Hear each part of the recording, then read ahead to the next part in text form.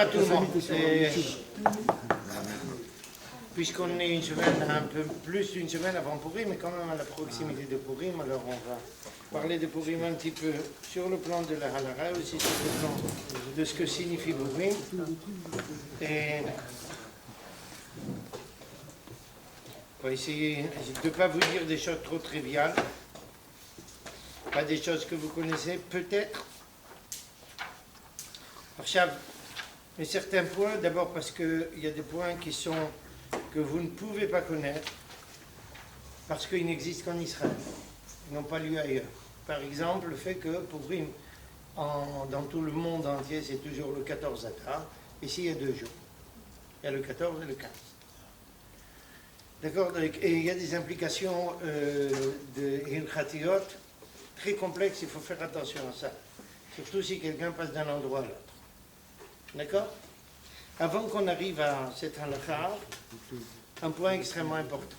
Tout celui qui a l'habitude de la synagogue, je suppose que c'est votre cas à tous, c'est qu'avant Purim, il y a d'abord ce qu'on appelle Shabbat Zachor. D'accord? Shabbat Zachor, où on lit Parashat Zachor et Asher Asa Lecha Amalek.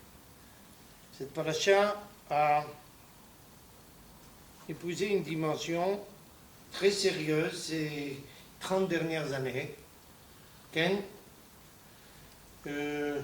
à cause d'écrits de nombreux chachamim de notre époque. D'accord?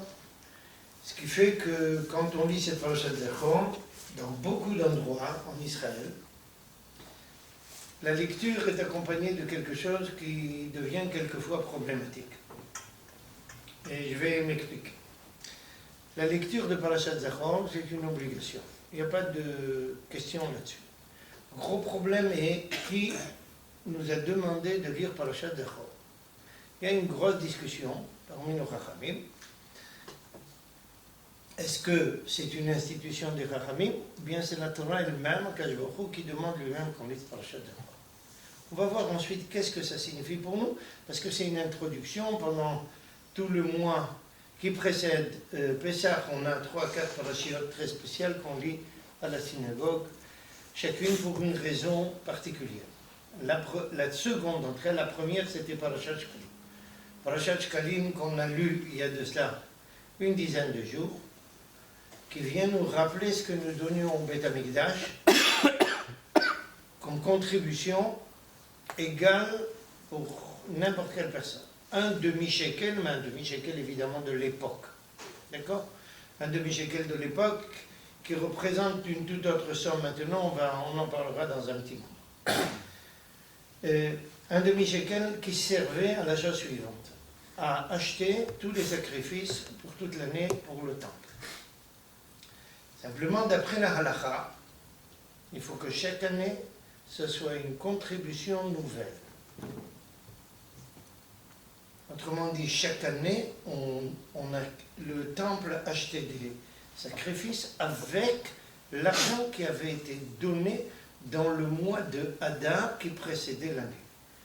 Pourquoi dans le mois de Hadar? Parce que chez nous, contrairement à ce que certains pensent, ou ce à quoi on est trop habitué à penser, c'est que le début de l'année pour nous, c'est Rosh Hashanah. On en a parlé quand vous étiez arrivés. Le début de l'année pour un juif, c'est le Rosh Chodesh Nissan. D'accord? C'est le début de l'année. Donc, pour tout ce qui relève de profondément juif, Rosh Chodesh Nissan est le début de la nouvelle année. Donc, le mois qui précède est un mois de préparation à la nouvelle année.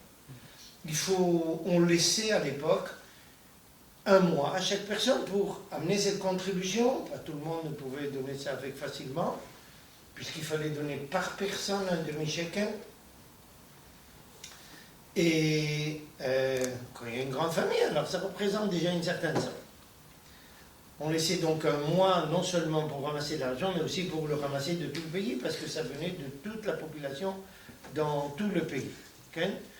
J'espère que je ne dois pas vous préciser que la surface d'Israël par le passé, elle était au moins 5-6 fois celle que nous connaissons maintenant, compris Judée, Samarie et bande de Gaza. D'accord?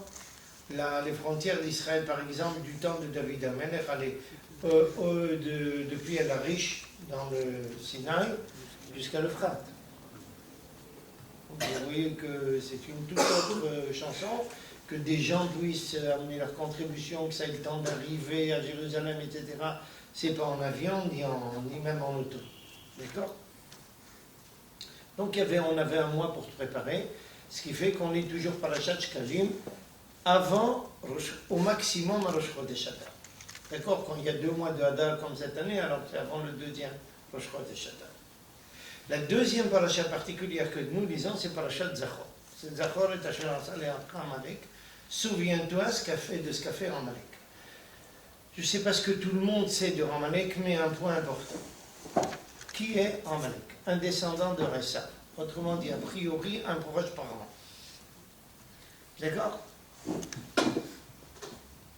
Nous sortons d'Égypte, rescapés de camps de concentration.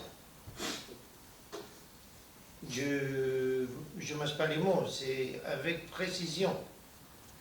De camps de concentration, on sort. Après plus de 2 siècles d'esclavage, insupportable. Voici qu'on sort libéré avec des miracles qui ont marqué toute l'humanité à l'époque, et il y a une personne qui n'a pas peur de ça, qui n'est pas du tout ébranlé par tout ce qui s'est passé, non seulement qui n'est pas ébranlé, ou si vous voulez, il est ébranlé à l'envers. Dans le sens suivant, s'il y a ici un peuple qui a droit à tous ces miracles et qui bouleverse toute la nature et toutes les lois de la nature, il faut l'éliminer. Et ce monsieur-là est un arrière-petit-fils de Esav qui s'appelle Amalek. Le personnage ne veut pas nous dominer, le personnage ne veut pas nous attaquer, le personnage veut nous éliminer de la carte. Il faut que ça soit clair. D'accord? Akadosh Baruch Hu s'adresse à Moïse et il lui dit la phrase suivante. Je vais traduire avec précision parce que ça a une importance énorme. Choisis des hommes, Pechalanu Anashim Vetseh Hilachem Ba'amalek. Choisis des hommes et va au combat contre Amalek. Amalek s'approche, Akadosh Baruch Hu demande à Moïse d'enrôler des gens et d'aller au combat. D'accord? Et que fait Moïse? Il demande à Yehoshua, son principal élève en Torah, faites bien attention, c'était du temps où on pouvait étudier la Torah et aller à Tzahal aussi, maintenant c'est un peu différent. Il ordonne à Yehoshua d'enrôler des gens et de partir au combat. Comprenez déjà la problématique. Akadosh Baruch Hu ne lui a pas dit envoie Yehoshua, il lui a dit va toi-même. Et Moïse n'est pas allé en personne, il a envoyé son élève. Il y a une chose qui est claire, c'est qu'il ne s'agit pas d'une affaire de crainte de la part de Moshe Rabbeinu, il s'agit de toute autre chose. Maintenant, étant donné justement que cette attaque n'est pas venue de Moïse, Yehoshua n'a pas réussi à avoir le dessus sur Amalek. Il a réussi à lui porter un coup, il a saigné un coup sérieux sur le plan militaire, mais pas le mettre à genoux. La Torah l'exprime clairement en disant Vayachalosh Yehoshua et Amalek ve'et Ramo lefi charev. Il a affaibli Amalek et son peuple. Autrement dit, ils ont compris qu'ils avaient le dessous, mais il ne s'agit pas d'une défaite cinglante. De Darba, puisque la mission. Akadosh Baruch Hu, à la suite de ça, nous ordonne de nous rappeler de l'affaire de Amalek. D'accord? C'est une question sur le plan philosophique, théologique. Pourquoi Akadosh Baruch Hu, vous nous rappelez ça? Il y a quelqu'un qui nous a attaqué, qui a voulu même nous éliminer. On a eu le dessus, pourquoi ça doit rester dans l'histoire une affaire pareille? D'accord? Vous allez voir dans un moment que Akadosh Baruch Hu exige cela parce qu'il s'agit d'une problématique congénitale du juif. Le juif a dans ce domaine-là un problème, un défaut dans l'ADN. Et je vais expliquer quel est le défaut dans un moment. À cause de cela, Akash Baruch nous demande de ne jamais oublier cela. Alors, à la suite de ça, chaque année, nous lisons cette paracha. Maintenant, les derniers temps, les 30 dernières années, beaucoup de législateurs en halakha, surtout en Israël, ont expliqué à tout le peuple juif que cette mitzvah est une mitzvah que Dieu nous impose. Et donc c'est très important de la respecter dans les moindres détails. Et étant donné qu'il s'agit d'une lecture qui est une mitzvah de la Torah, il faut choisir le meilleur Sefer Torah. Il faut dire au public, faites attention, de respecter, de réaliser la mitzvah, etc. etc. Donc, on n'a aucun problème dans une exigence pareille, même si ce n'est pas tout à fait ce qu'il faut, mais il n'y a rien de mal qu'on demande à un juif. Sauf un petit point fondamental en Israël. Vous savez sûrement que Harambam, Maïmonide, a écrit un livre qui s'appelle Sefer HaMitzvot, le livre des mitzvot, où il récapitule tous les 613 mitzvot que nous devons respecter d'après la Torah. Elles sont partagées en mitzvot rasé, velot rasé, positif, et les interdits et les exigences. D'accord? Et quand vous allez dans cet ouvrage et vous cherchez la mitzvah en question, il s'avère que la mitzvah de lire Parashat Amalek n'apparaît pas. Alors, il y a un problème. Si c'est une mitzvah de la Torah, pourquoi c'est pas marqué là-bas? Pourquoi Rambam ne considère pas que c'est une mitzvah de la Torah? Et là, il y a une problématique fondamentale qui a des aspects très gênants quelquefois.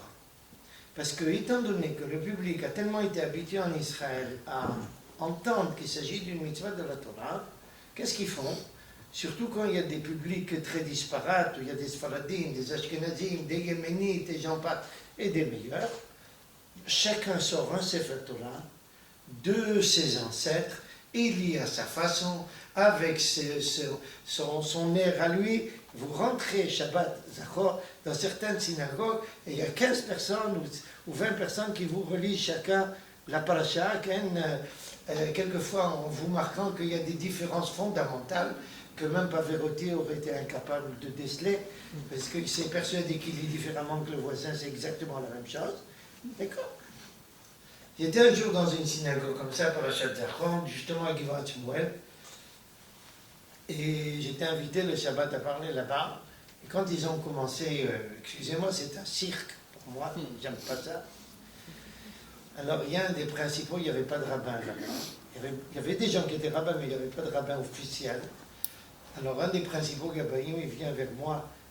Au bout d'un moment, il me dit, Arav, qu'est-ce que tu pensais de ce qu'on a fait ici? Je lui dis, non, pas du tout. Seulement, tu es venu me voir après qu'ils ont fini toute la lecture. Tu aurais dû venir me voir avant, pas après. Mais au niveau du fond, quel est le problème? Il s'agit de quelque chose qui, à mes yeux, est extrêmement problématique et même dangereux. Que signifie le terme Zachor et Hashem Asam Lecha Amalek? Zachor, on connaît ce terme Zachor d'autres endroits. Zachor et Yom HaShabbat, les Kadeshot. D'accord? Dites-moi, quand on dit Zachor et Yom HaShabbat, les Kadeshot, qu'est-ce que nos Chachamim déduisent de cette injonction divine? Il faut faire le Kiddush. C'est le Kiddush qu'on apprend de cette phrase. Comment on se souvient du Shabbat pour le sanctifier? En faisant le Kiddush. Le Kiddush est la réalisation de ce Zachor. Attendez, Zachor, ça signifie souviens-toi. Pourquoi je dois faire Kiddush? Or, ici, il y a un point important qui est un problème de sémantique,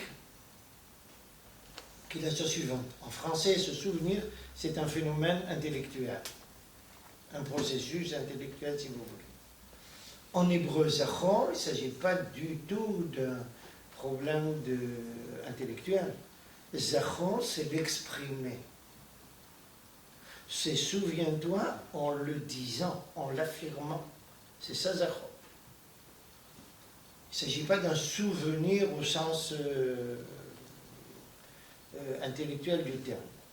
Et ça a une implication énorme. Donc, Harambam, qu'est-ce que dit Harambam?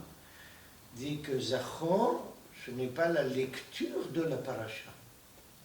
C'est le fait de rappeler durant l'histoire juive et tout le temps ce que nous a fait Amalek, autrement dit sa volonté de nous éliminer. N'est qu'une façon parmi tant d'autres de réaliser cette mitzvah. La mitzvah, ce n'est pas la lecture dans le Sefer Torah, c'est le rappel permanent de cette volonté d'éliminer le peuple juif. Vous voyez déjà la différence et les implications énormes. Il y a des gens qui sont persuadés que le fait qu'on lise, alors on a réalisé la mitzvah. Mais je ne vous ai pas tout cité de tout le contenu de ce que dit Rambam dans son livre des mitzvot. Qu'est-ce que signifie cette mitzvah? Rambam dit il faut rappeler verbalement ce que nous a fait Amalek pour que notre haine vis-à-vis de lui ne cesse jamais. Vous voyez qu'on passe à un tout autre registre. Il ne s'agit plus d'une déclaration vis-à-vis de Dieu, il s'agit d'une éducation du peuple juif. D'accord? Première traduction en terminologie moderne. Qu'est-ce qu'on doit faire? Rappelle à ta descendance et jusqu'à la fin du temps que les Allemands ont voulu nous assassiner.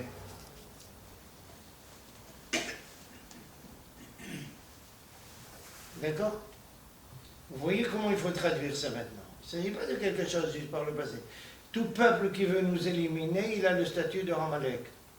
Que ça soit Amalek, le descendant de Esav, que ça soit Hitler et ses acolytes, ou que ça soit Daesh ou le Hamas ou j'en sais rien qui.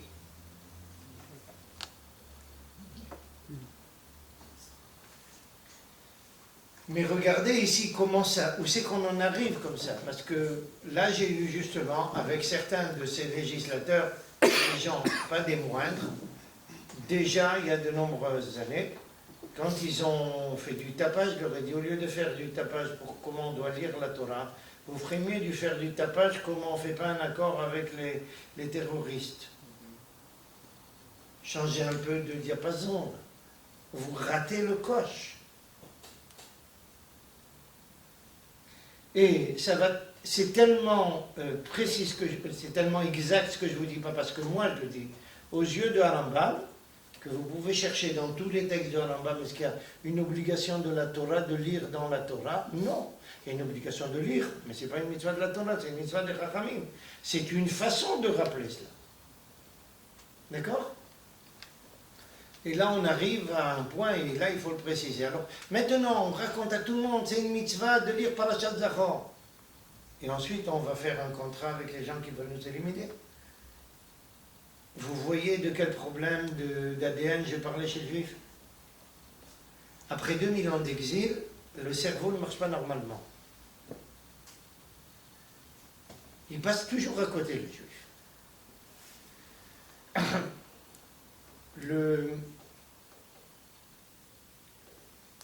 Vous savez, je vous l'ai peut-être dit, je vous l'ai peut-être dit, un point que je vous ai dit, ma mère était rescapée de Auschwitz, hein, mais il y a un point que je vous ai peut-être dit, je suis passé 2 ou 3 fois en train en traversant l'Allemagne. J'ai refusé de descendre pour acheter même un peu d'eau à boire. C'était en plein été.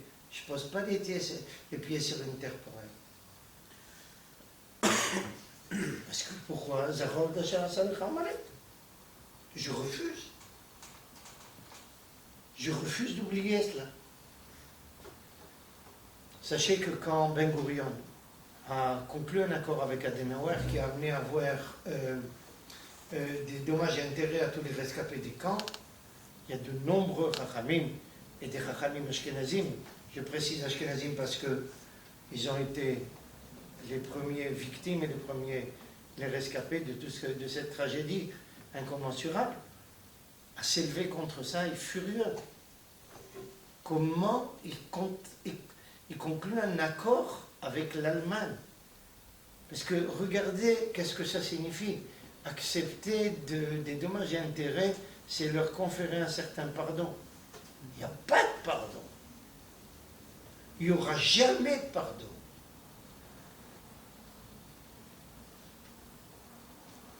Bon, maintenant, les gens sont étonnés pourquoi il y a une recrudescence de l'antisémitisme en Allemagne, en Autriche, etc. C'est dans le sang. D'accord? Donc la mitzvah essentielle de Zachor, c'est justement de ne pas oublier. Voilà où est le problème de l'ADN des Juifs. Le Juif est incapable de se rappeler du mal. Il oublie vite le mal qu'on lui a fait. C'est ça sa maladie. Bon, c'est une maladie pas trop grave. Vis-à-vis de Dieu, c'est pas trop grave. Vis-à-vis du Juif, c'est très grave parce que ça le met en danger en permanence. Il oublie cela. Alors le Juif, un vient du Maroc, il parle du Maroc comme si c'était l'idéal. L'autre d'Algérie, de Tunisie, le troisième de Pologne, de Hongrie, de Russie, j'en sais rien. Russie, j'entends un peu moins. Certains, pas beaucoup. Mais dans tout le monde, c'est une espèce de nostalgie vis-à-vis de tous les gens qui nous ont égorgés un peu partout. Et un Juif, à mon avis, doit avoir une toute autre attitude. Ça m'amène à moi personnellement à m'élever contre le fait qu'un Juif se promène avec un Streimel ou qu'il se promène avec une djellaba. Pas de ségrégation. Pourquoi? Le Streimel, c'est l'habillement du Cosaque qui nous a massacrés, et la djellaba, c'est l'habillement de l'Arabe qui nous a massacrés. Habille-toi comme un Juif. Pourquoi comme un Goy? Surtout ici. On a besoin de nous retrouver, de se retrouver avec nous-mêmes. D'accord? Or, toujours est-il qu'on arrive maintenant, donc ça c'est la première chose à réaliser avant Purim. Et pourquoi avant Purim? Parce que justement Haman était quelqu'un qui venait de Amalek. Et qu'est-ce qu'il ne peut pas supporter chez ce juif? Quand il voit Mordechai, qu'est-ce qu'il ne peut pas supporter? Plusieurs choses. D'abord, il n'arrive pas à supporter un personnage qui refuse de se plier devant l'existence. Tout le monde connaît l'histoire de Purim.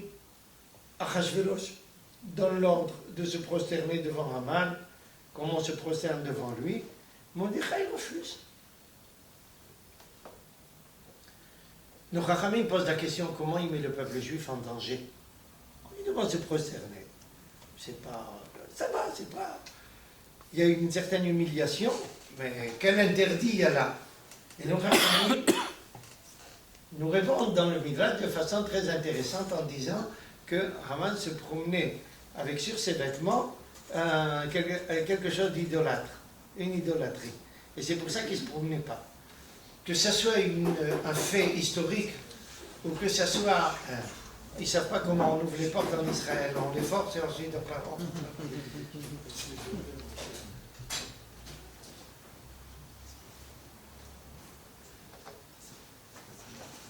Arshad. Peut-être qu'il y a une pierre là-bas, il faut coincer pour que les gens puissent, que ça ne se coince pas la porte, non? Vous mettez un... Ça va?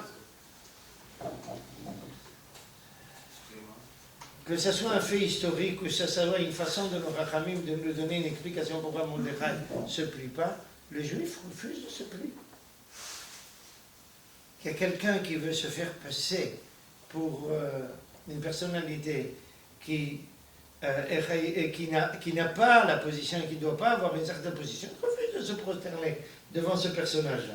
Il met en danger le peuple juif, mais c'est une façon de marquer l'identité juive qui ne cède devant rien. D'accord? Il y a beaucoup de choses qui sont liées à ça, dont on va parler dans un petit moment.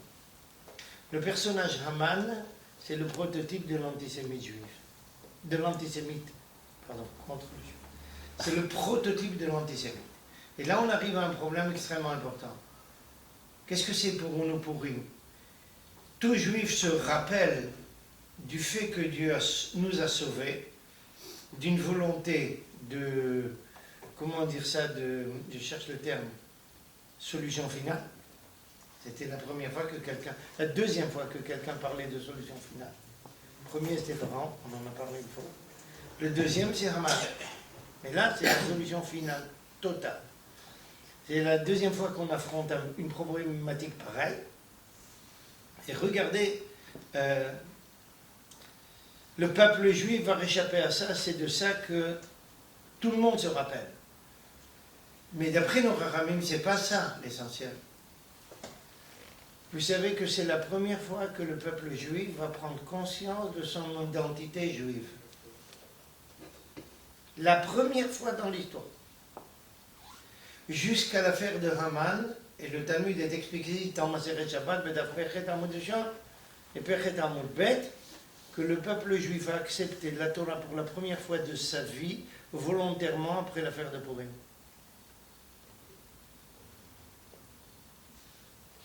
Vous voulez comprendre ça, on va donner un autre exemple. Au XIXe siècle, dans la deuxième moitié du XIXe siècle, des juifs sionistes qui encourageaient le peuple juif à venir, à essayer de réintégrer la terre d'Israël, vont voir un grand personnage du peuple juif. Un rabbin connu. Je tairai le nom parce que j'ai l'intention de mettre une critique ici, donc ça n'a pas d'importance. Ce n'est pas la personne qui nous intéresse, c'est le fait lui-même. Ils sont allés le voir, encourage les Juifs à venir en Israël. Il dit, pourquoi vous voulez que je les encourage? On était 1500 ans en terre d'Israël, on a piétiné la Torah. Pourquoi je vais les renvoyer? Et maintenant, ça fait 1800 ans qu'on est en exil, ils respectent la Torah. Pourquoi vous voulez que je les renvoie en terre d'Israël pour qu'ils piétinent une nouvelle fois la Torah? Non, je ne veux pas. Argument intéressant. Mais c'est un argument terrible. Parce que qu'est-ce que ça signifie? Il nous a fallu l'exil pour respecter la Torah. On arrive en Israël, on ne la respecte pas. En exil, on la respecte. Le monde à l'envers.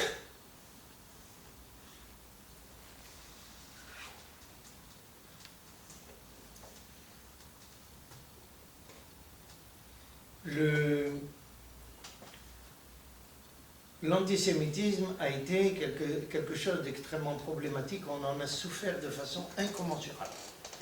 Pour des gens qui viennent de France comme vous, il faut que vous sachiez que pendant près de 3 siècles minimum, tous les 20 à 30 ans, on effaçait, ou en France ou en Allemagne, à peu près 100 000 juifs. Tous les 20-30 ans. 100 000 juifs. Personne ne sait ça, personne ne rappelle ça. C'est donc mon rôle à moi de le rappeler. Vous voyez comment on réalise Zachor et Asher Hasalecha Amalek? Ce n'est pas une lecture de la Torah, c'est rafraîchir la mémoire des Juifs. Les Juifs ont tendance à oublier leur malheur très vite. D'un côté, c'est une bonne chose, parce que sinon, je ne sais pas si on aurait tenu le coup avec tout ce qu'on a dû supporter. Mais quand on oublie aussi le fait qu'on est en danger, alors on est à nouveau en danger. Donc l'importance de cette mission. Mais le peuple juif a commencé à respecter la Torah justement à cause de l'antisémitisme d'Haman. C'est la première fois qu'ils comprennent qu'est-ce que c'est être juif. Jusqu'à l'époque, les Juifs vivaient en terre d'Israël, ils viennent à peine d'arriver en Babylonie, ils respectaient la Torah, mais pour eux, vous savez, c'était comme une culture. Alors nous, on a notre culture, il y a les Syriens, on les appelait les Araméens à l'époque, qui ont la leur, nous on fait des sacrifices un peu comme ça, ils font des sacrifices un peu comme ça. Pour eux, ils ne voyaient pas la différence fondamentale. Il leur a fallu arriver en Babylonie et en Perse et Mède pour comprendre qu'est-ce que c'était l'identité juive. Ils n'avaient jamais compris. Quand ils voient pour la première fois une volonté de les éliminer, c'est à ce moment-là qu'ils comprennent pour la première fois qu'est-ce que c'est l'identité juive. Parce qu'un juif n'arrive pas à comprendre qui il est, il faut que le goy lui explique qui il est. Et ça c'est grave, il ne faut pas qu'on en soit là. Ce n'est pas au goyim à nous comprendre, c'est à nous comprendre, à savoir qui on doit être. Alors, Haman va nous faire prendre conscience de ça et de façon pas très agréable. C'est la personne centrale, les deux personnes centrales, deux personnages centraux, c'est Mordechai et Esther, on va encore en parler. Mais la Megillah d'Esther se termine par un verset fameux que le Talmud n'a jamais laissé passer. Kimu vekiblu hayehudim et asher kiblu. Les Juifs ont réalisé et ont respecté ce qu'ils avaient déjà reçu. Le Chachamim dit de quoi s'agit-il? Pour la première fois, il respecte la Torah de bon gré. La première fois dans l'histoire. Donc les 2500 ans d'exil, depuis cette époque jusqu'à aujourd'hui, tout simplement nous ont aidés à respecter la Torah. Il y a un goy qui a bien compris ça, et vous le connaissez parfaitement, c'est Jean-Paul Sartre. En 1946, il écrit un ouvrage qui s'appelle La question juive. Dans cet ouvrage, il décrit l'essentiel, la quintessence de l'ouvrage peut être résumée en une phrase. C'est lui qui le fait là. Pas d'antisémitisme, pas de juifs. C'est l'antisémitisme qui crée le juif. D'accord? A priori, il y a beaucoup de vrai là-dedans. De vous expliquer comment. Si je ne vous l'ai pas raconté, je le raconte maintenant. Si je l'ai raconté, je raconte une autre fois. Pardon? Le juif existe parce qu'il y a l'antisémitisme. Et s'il n'y a pas d'antisémitisme, le juif n'existe pas. Son postulat de départ. Parce qu'il oublie les juifs. Pardon? Parce qu'il oublie les juifs. Son postulat de départ dans ton livre, c'est que le juif n'existe que parce qu'il est maintenu par l'antisémitisme. Oui. S'il n'y avait pas l'antisémitisme, il n'y aurait plus de juifs. Oui. Ils s'assimileraient tous. C'est ce qui se passait en Chine, par exemple. Je donne l'exemple de C'est pas en Chine, c'est ce qui se passe en France. Pourquoi vous en avez chez moi? Il y a pas l'antisémitisme. Mon beau-frère était un de mes beaux-frères, était rabbin à Bordeaux, jusque dans les années 80. Déjà dans les années 70, je parle dans les années 70, à Bordeaux, 93% de mariages mixtes. Dans les années 70, maintenant c'est pire. S'il y a Bichlal encore des juifs à Bordeaux, j'en sais rien. D'accord? L'assimilation en France, ça va passer les 70%. On n'a pas besoin d'aller jusqu'en Chine. D'accord? Alors, mais ce qu'a dit Sartre, écoutez comment on le voit. Avant de venir en Israël, je suis arrivé ici en 70, avant de venir en Israël, je ne savais pas si j'allais avoir un poste, j'allais avoir un travail. J'ai dit, il faut venir avec le maximum d'atouts entre les mains.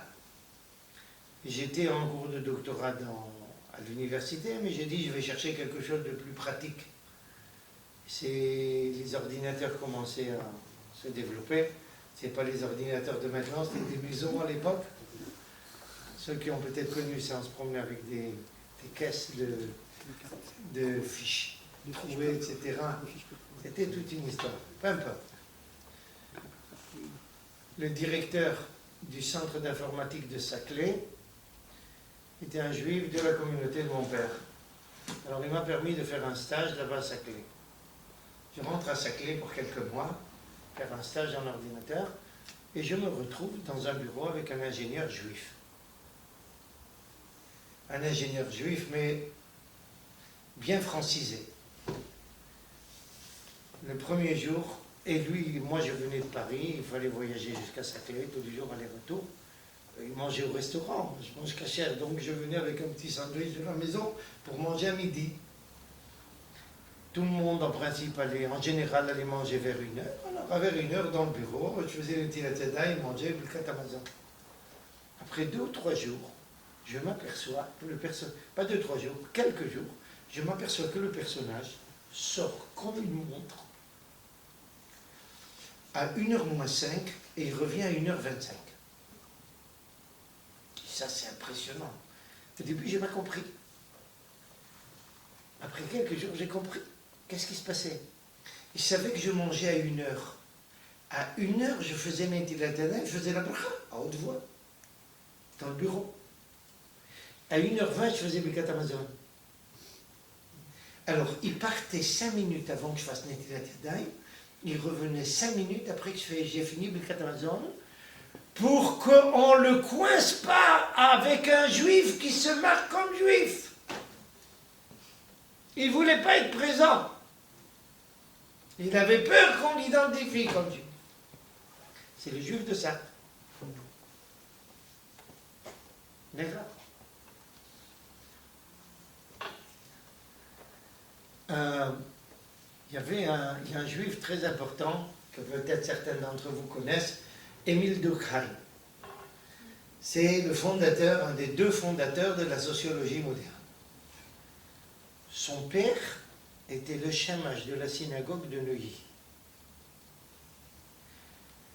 quelqu'un de très religieux, son père. Et lui, il a tout envoyé paître. Pourquoi? Ça, c'est un problème en soi. Toujours est-il qu'il est devenu professeur important, un des membres de l'académie, etc. Et il enseignait sociologie. Un jour, dans un symposium à l'université de Paris, avec 2 autres professeurs, mais des professeurs gouyens, il a exprimé une certaine idée concernant le mariage, etc. Et là, il a reçu la gifle la plus remarquable de sa vie.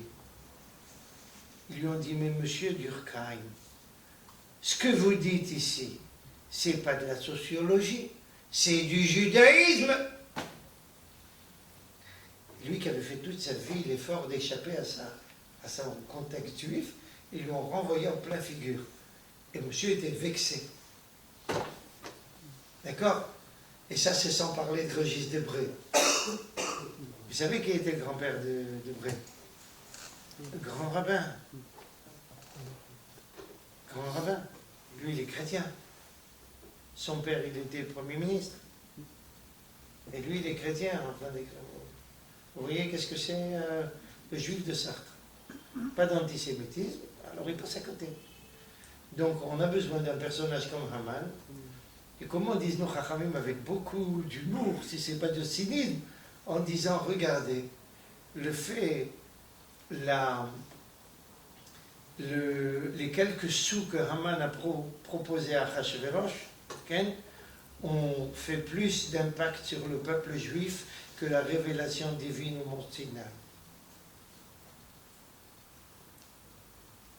Le peuple juif accepte la Torah plus facilement. C'est scandaleux. C'est pas juste scandaleux.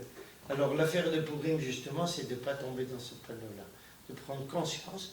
Alors peut-être c'est une bonne chose que de temps à autre, il y a un peu d'antisémitisme pour nous réveiller et pour nous rappeler à l'ordre. Ça fait mal, ça fait très très mal quelquefois. Mais c'est ça qui nous rappelle à l'ordre. N'oubliez pas que les principaux personnages qui nous ont attaqués durant l'histoire, ce sont des juifs qui sont passés de l'autre côté. Vous connaissez tous Torquemada, l'inquisiteur en chef, un juif. Même plus que ça, je crois que ça je vous l'avais dit une fois, le roi d'Espagne, le mari d'Isabelle, un juif. Celui qui a fait de l'écrit, c'est un juif. D'après la halakha, il est juif. Pourquoi? Sa grand-mère, c'était une juive. Elle a eu une fille d'un grand duc ou je sais quoi d'Espagne. Et donc la fille est également juive. Et c'est la mère du roi d'Espagne. Donc il est juif. J'en passe et des meilleurs. Là, sur la place là qui est en face de l'Heure-Dame, je ne peux pas dire Notre-Dame, c'est l'Heure à Paris, sur la place là-bas, on a brûlé le Talmud en 1238.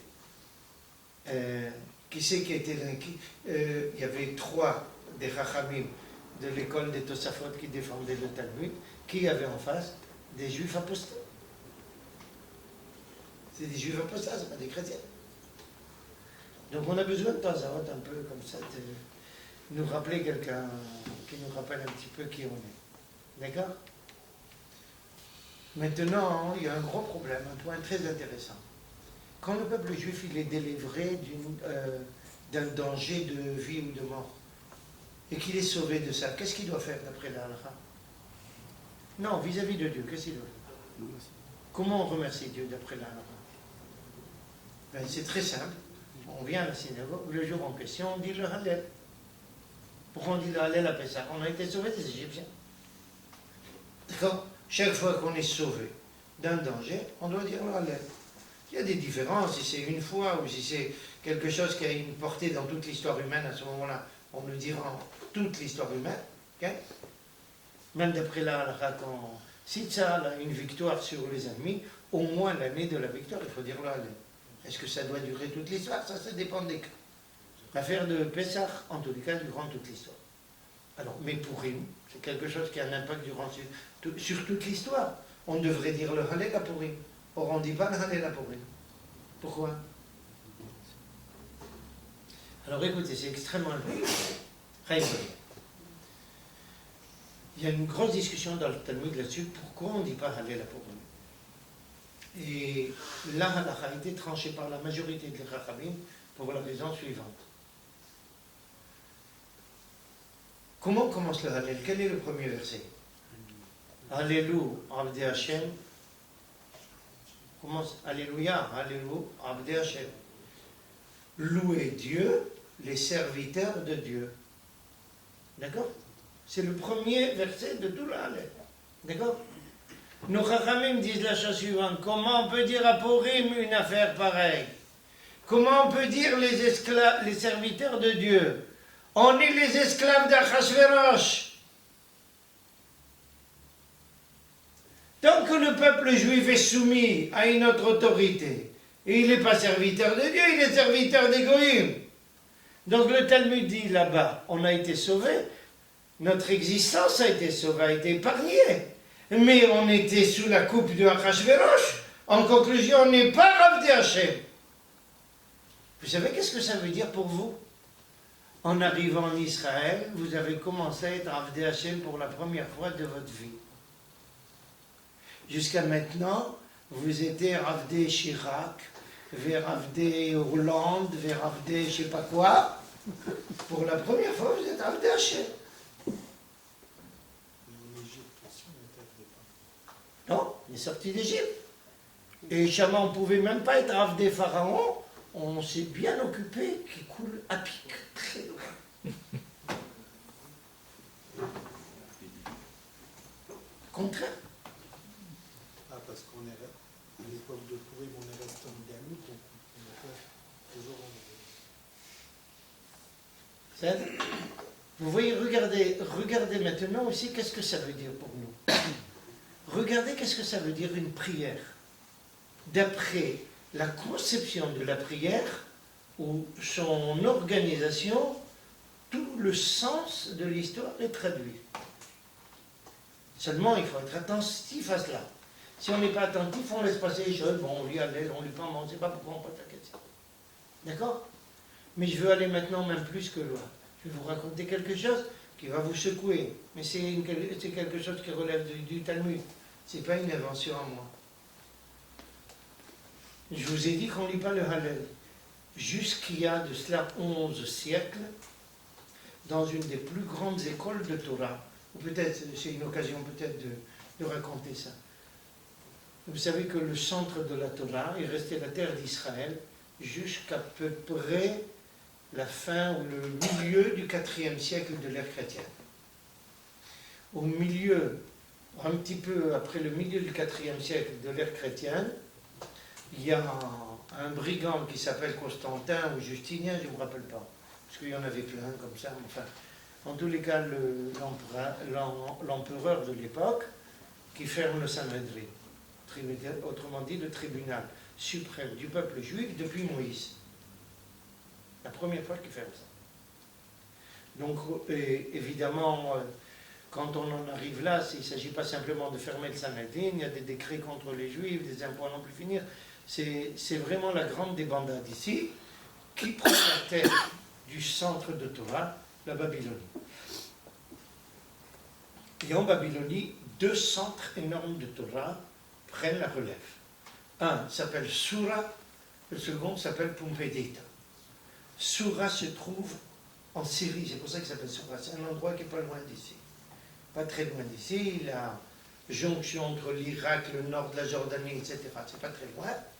D'accord? Et le second endroit est bien plus à l'est, ça s'appelle Pumbedita, c'est à 2 pas de Bagdad. D'accord? À quelques kilomètres de Bagdad. Ces 2 centres vont rester les grands centres de la Torah jusqu'au début du XIe siècle. D'accord? Dans les années 30 du début du XIe siècle, ça va péricliter également. Toujours est-il que ces 2 centres étaient vraiment 2 têtes de file du monde de la Torah, avec chacun leur richesse, mais aussi leur différence.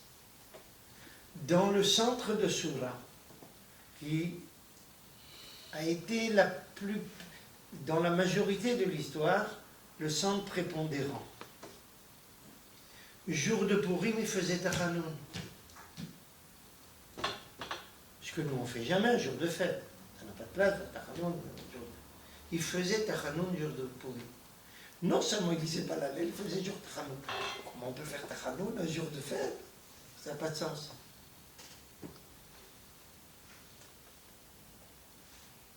Alors regardez comment la halakha retrace tout ça.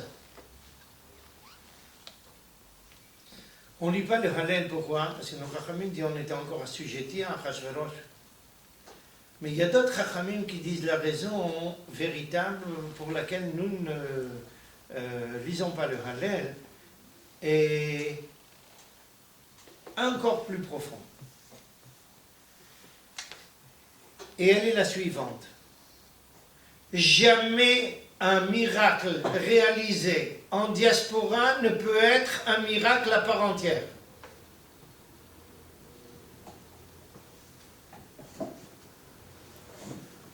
Évidemment, le Talmud de poser la question tout de suite, attendez, en Égypte. Le Talmud dit, ça c'est vrai, l'Égypte c'était un autre cas de figure. Pourquoi? Ça c'est avant qu'on rentre en terre d'Israël.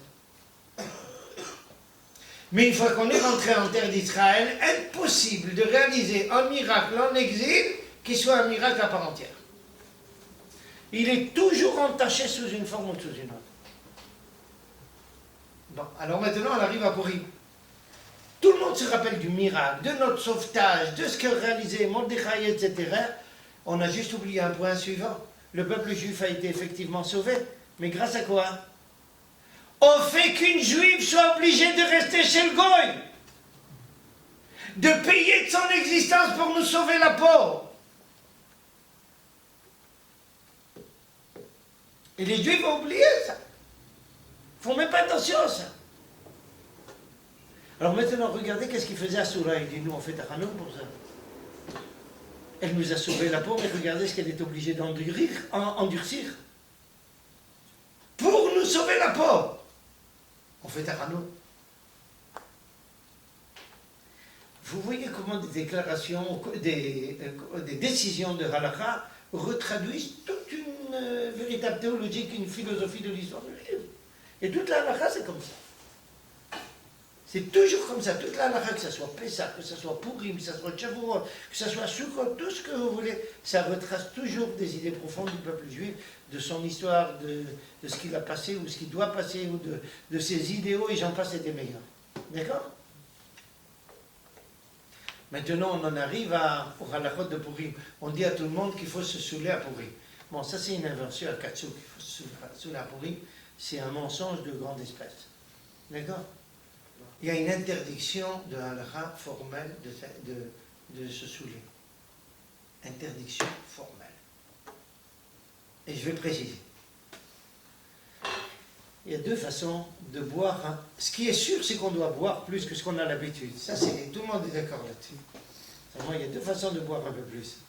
Il y a quelqu'un qui boit un peu plus. Il est pris de sommeil, il va se coucher un petit peu. Ça, il n'y a pas de problème. Ça, c'est une mitzvah pour lui. Mais s'il y a quelqu'un qui devient véritablement sous, c'est une interdiction formelle. Pour que vous sachiez jusqu'où ça peut aller.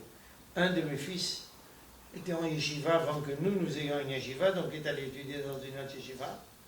Et dans tout Israël, on vous raconte qu'il faut se saouler, d'accord? Et comme ça, on a un peu de vomi pour laver toutes les rues du pays. Et un élève de la yeshiva, jour de Purim, convaincu qu'il fallait se saouler, il est monté au 4e étage et il a voulu se suicider. À la dernière minute, ses camarades l'ont attrapé. Ça va pas, non? C'est ça, c'est la mitzvah de Purim. Ça n'a aucun sens. La mitzvah, un de mes maîtres disait la chose suivante, il avait vu justement un très grand Talmid Chacham de la génération d'avant. La mitzvah, il dit de boire plus. Alors il buvait plus. Mais qu'est-ce qui se passait après avoir passé la dose? Il ne disait pas un mot de travers, ni un comportement de travers.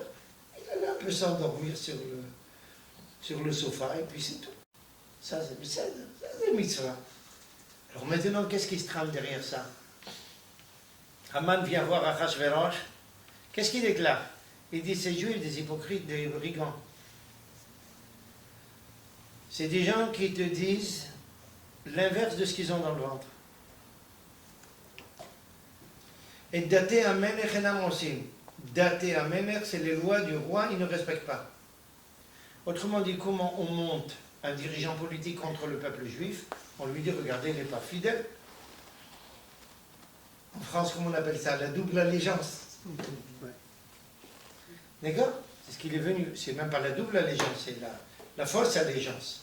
Ça va même plus loin que ça, c'est ce que dit Haman. Regardez, il joue les gens qui respectent les lois, mais en fait, il ne les respecte pas. C'est comme ça qu'il est allé monter à Achashverosh contre les Juifs. D'accord? Et autrement dit, qu'est-ce qu'il nous traite? Il nous traite de personnages qui sont des... C'est pas le terme, je cherche le terme comment? Des loyaux. Pardon? Des loyaux.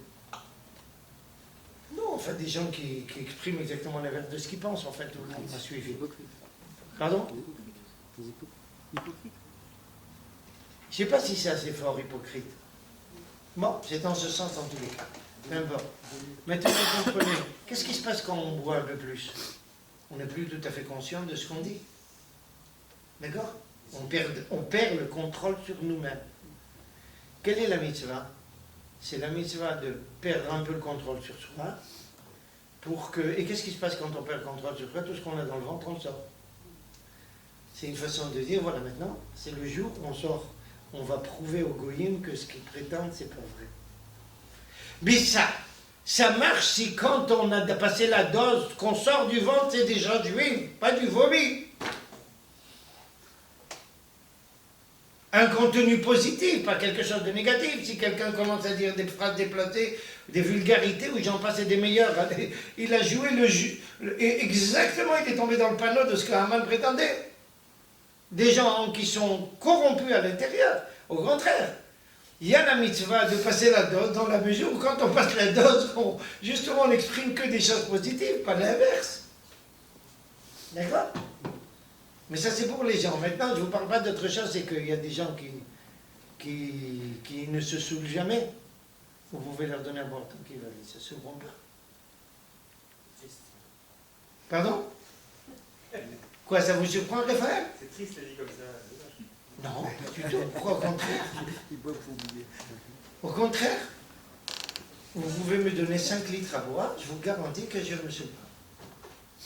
Vous pouvez mettre à l'épreuve quand je ne bois pas, je n'aime pas boire. J'aime pas boire. Ni moi, ni mes ancêtres.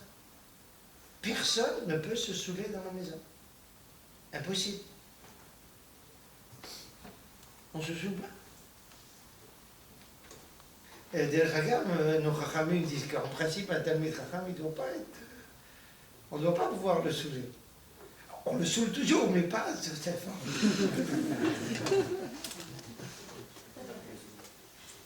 Archab. Non, c'est pas méchant, c'est pour des affaires de Torah, Archab. Mais c'est vrai, c'est pas une... Donc, c'est une certaine faiblesse d'être soumis à tel point que la personnalité passe d'une extrémité à l'autre. Il faut garder un peu de... On peut se dominer. D'accord? Archab. Donc ici, quand on boit, on doit garder justement une certaine limite, pas arriver au moment où ici le comportement est ou un comportement de travers ou un comportement qui nous avilit. Ça n'a pas de sens. C'est exactement l'inverse de l'orientation. Maintenant, un deuxième point, regardez quelque chose d'extrêmement intéressant. La fête de Purim, c'est le peuple juif jusqu'à l'heure actuelle, avec tous les processus de laïcisation, etc., au moins en terre d'Israël, la majorité écrasante du peuple respecte Pessah. D'accord? Sous une forme, sous une autre, avec jusqu'à un niveau 1. Purim, il y a bien plus de juifs qui respectent Purim. Tout le monde fait Purim ici. Vous allez voir ici, à Purim, il n'y a pas de place. Ni en haut, ni en bas, ni nulle part. Et il y a plusieurs minyanim. Tout le monde arrive, femmes, enfants, tout le monde. Pourquoi? C'est intéressant. Qu'est-ce qui a provoqué Haman? La réunion du peuple juif. C'est la première fois que le peuple juif se ressent comme une unité qui est menacée, mais une unité. Tout le monde ensemble. Cet antisémitisme, il nous réagglomère. D'accord? Et ça reste avec la fête de Purim jusqu'à l'heure actuelle. Maintenant, le point le plus important, la chose suivante. Vous savez que la Megillah, le texte de la Megillah, est le seul texte de la Bible où n'apparaît pas le nom de Dieu. Le seul texte. Il n'y a pas le nom de Dieu. Par contre, dans les Megillotes de qualité, il y a les Sofrim qui arrivent à écrire la Megillah de façon qu'à la tête de chaque colonne, ça commence par le mot Hamelech. Dans la Megillah, il s'agit d'Achashverosh. D'accord? Le roi en question, c'est Achashverosh dont on parle. Mais nos Chachamim viennent nous dire non, c'est Akash Baruch Hu. Autrement dit, dans la Megillah, il n'y a pas le nom de Dieu explicitement, mais qui c'est qui mène tous les fils derrière, qui tire tous les fils derrière, ça dépend. Autrement dit, on a l'impression que c'est Aman et Achashverosh et compagnie qui agissent, c'est Akash Baruch Hu qui agit. C'est la première fois dans l'histoire que le peuple juif réalise l'intervention divine dans l'histoire sans qu'Akash Baruch Hu apparaisse de façon claire. Il est derrière les coulisses. Comment s'appelle la personne et la Megillah? Esther. Qu'est-ce que ça signifie Esther en hébreu? Caché. D'accord? Autrement dit, c'est l'intervention divine, qu'on appelle en français la providence. J'aime pas ce terme-là, il respire la chrétienté. En tous les cas, l'intervention divine est là, dans les coulisses, en arrière-plan. Mais c'est ça que le peuple juif prend. C'est la première fois que le peuple juif prend conscience de cela. Autrement dit, Dieu intervient dans l'histoire, pas de façon claire, mais par comment dire ça, événement interposé. C'est tout nouveau. Jusqu'alors, ils savaient ce que c'était un miracle, clair et net. Dieu est derrière, en filigrane, derrière toute l'histoire, c'est Purim qui va apprendre ça. Mais là, ça devient fondamental. Nos Chachamim ont une phrase historique très compliquée, très délicate, dit qu'à la fin de l'histoire humaine, toutes les fêtes disparaîtront sauf Purim. Pourquoi? Parce qu'il est plus important de savoir reconnaître Dieu même là où il ne s'exprime pas clairement que de là où il s'exprime clairement. Être capable de reconnaître l'impact et l'empreinte divine dans la vie, même quand c'est pas très clair. C'est là la grandeur du juif. Et c'est Purim qui nous apprend à faire cela.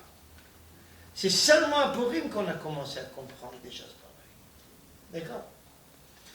Maintenant, pourquoi les Juifs ont été menacés de disparition? Il y a beaucoup de discussions chez nos Chachamim, pas de discussions. Beaucoup de raisons qui sont soulevées par nos Chachamim, et il y a une d'entre elles qu'il est important de signaler maintenant. Achashverosh fait a priori un festin où il invite tout le monde, les représentants de toutes les nations, 127 nations. Les Juifs arrivent là-bas. Attendez, c'est un gars qui fait le repas, comment c'est cachère? Ne vous inquiétez pas, je vous amène Bagdad, grand rabbinat de France, je ne sais pas où, j'en sais rien quoi, à l'époque, grand rabbinat perse. Tout est super cachère. D'accord? Il y a juste 2 points auxquels les Juifs n'ont pas fait attention. Les ustensiles dans lesquels on mange, et nos Chachamim disent que c'était les ustensiles du temple qui ont été amenés en captivité. Le Juif, l'essentiel, c'est qu'il mange cachère. Mais s'il mange dans les ustensiles du temple, ce qui signifie avilir tout ce qui relève du sacré chez le peuple juif, c'est pas important. Il y a la théouda de Kashrut. Et le deuxième point, on demande à Vachi de faire, comment dire ça, de procéder à une scène de nudisme là-bas. D'accord, ça ne dérange pas trop les Juifs. Alors on mange cachère. Nos Chachamim nous signale dans le traité de Megillah que les élèves de Rabbi Shimon Bar Yochai vont le voir en lui disant pourquoi Akadosh Baruch Hu a décidé d'essayer d'éliminer toute cette génération. Alors il y a une grande discussion, je ne peux pas vous rappeler tous les détails parce qu'il nous faudrait énormément de temps, dont nous ne disposons pas maintenant, mais la réponse principale que leur donne Rabbi Shimon Bar Yochai est a priori très surprenante. Il lui dit parce qu'ils ont profité de la sérouda de Achashverosh. Je vous traduis étymologiquement exprès. En hébreu, Nehenu misroudat Achashverosh. D'accord. Alors attendez. Comment un personnage d'une envergure de celle de Rabbi Shimon Bar Yochai peut nous dire qu'ils étaient là-bas? Ils étaient obligés de venir. Le roi demande des représentants de toutes les populations. Il faut qu'il y ait des représentants du peuple juif. Ils devaient venir. Alors pourquoi on les accuse? Pourquoi? Et de surcroît, les élèves vont lui dire à Rabbi Shimon Bar Yochai, attends. Mais qui c'est qui a profité de la sérouda de Achashverosh? C'est juste les gens qui sont allés là-bas et tous les autres. Ils n'ont rien fait. T'es pas là-bas. Regardez comment nos Chachamim, il y a un grand Talmid Chacham que vous devez connaître, qui s'appelle Rabbi Shlomo El-Kabas. Rabbi Shlomo El-Kabas, c'est le rédacteur de l'Echadodi que nous lisons tous les vendredis soirs, toutes les communautés le lisent. Quelque chose d'impressionnant, comme ça, un piout qui est devenu le patrimoine national du peuple juif. Rabbi Shlomo El-Kabas a fait quelque chose de très intéressant. Quand il avait 18 ans à peu près, il a voulu épouser la fille d'un Talmid Chacham. Alors, le Talmid Chacham a accepté qu'il soit son futur gendre. Alors, il a amené à sa fiancée un cadeau. Quel cadeau il a amené? Il a fait un hyper commentaire sur Megillat Esther, un livre entier, il lui a fait cadeau. Je ne sais pas s'il y a beaucoup de jeunes filles qui acceptent ça comme cadeau de fiançailles, mais enfin, c'était le cas. D'accord? Et dans cet ouvrage, il explique quelque chose. Il répond justement à cette question qui nous intéresse. Quelle est la gravité justement du fait qu'ils aient participé là-bas? Ils étaient obligés. Alors, revenons au texte du Talmud. Nehenu misroudato sheloto rasha. Nehenu lihanot, j'ai traduit par profiter. C'est une traduction pas tout à fait précise, mais on ne peut pas traduire autrement. C'est profiter dans le sens avoir, prendre plaisir aussi.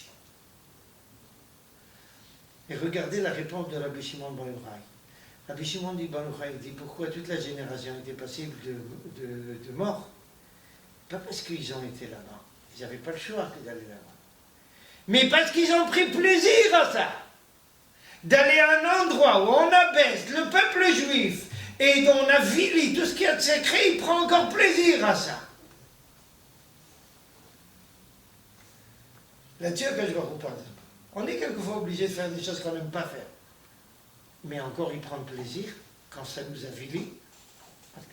Il n'y a plus de respect, ni de notre identité nationale, ni de notre rapport avec Dieu. On donne à quelqu'un qui est ici en exil à manger dans les ustensiles de l'endroit le plus sacré de sa nation, il va là-bas. Et en plus, il prend plaisir.